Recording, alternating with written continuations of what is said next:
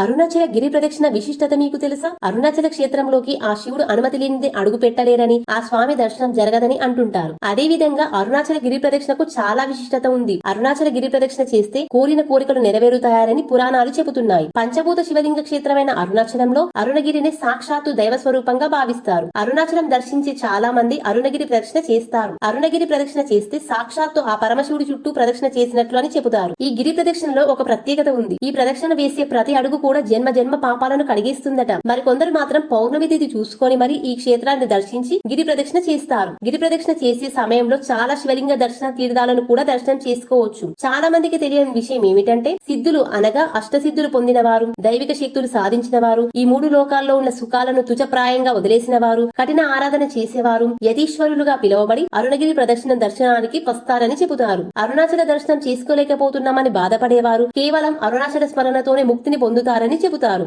ఆ అరుణాచల పరమేశ్వరుడిని అరుణాచల శివ అని ధ్యానించినంతనే జన్మ జన్మల పాపాలు నశిస్తాయని చెబుతారు. జీవితంలో ఒక్కసారి అయినా అరుణాచల దర్శనం చేసుకోవాలని కూడా చెబుతారు. అందరూ చెప్పండి, అరుణాచల శివ నమో నమః.